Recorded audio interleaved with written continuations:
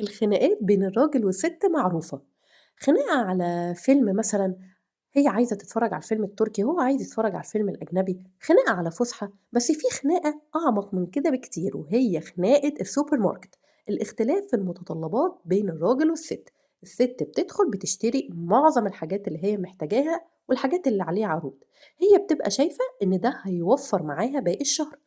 ومريح في نفس الوقت، لكن هو بيبقى حاسب كل حاجة عشان الميزانية ما تقعش منه آخر الشهر، كل حاجة بيبقى عايز يشتريها بحساب عشان عامل حسابه إن في حاجة اسمها طوارئ ممكن تحصل فجأة، يعني ممكن مثلًا طفل يتعب، ممكن حد يحتاج علاج غالي وما يعرفش يجيبه، فبيبقى عايز يدخل يشتري الحاجات الضرورية، ولمّا الست بتشتري اللي هي عايزاه، بيبقى موقف الراجل زي اللي حصل ده بالضبط، بيروح يرجّع الحاجات اللي هو شايفها مش ضرورية مكانها تاني.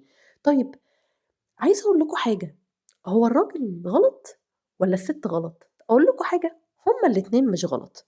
الست بتبقى شايفة إن هي كده بتوفّر في متطلبات البيت وميزانية البيت لمّا بتشتري كل حاجة بدري، بدري. والراجل برضه مش غلط، لإن هو خايف عليهم وخايف إن تحصل أي زنقة فجأة ويلاقي نفسه إن هو معاهوش فلوس.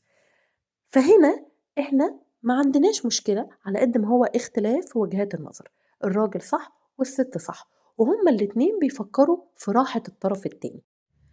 ومهما حاولتِ تفهّمي الراجل إن الحاجات دي ضرورية وعليها خصم، برضه طلعت مش شارية نُص الحاجات اللي أنا كنت عايزة أجيبها.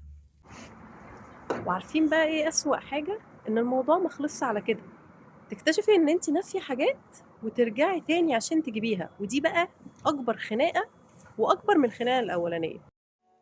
وأنا كسِت اتبسطت وجِبت اللي أنا عايزاه، بس يعني في خناقة كبيرة أوي مستنياني.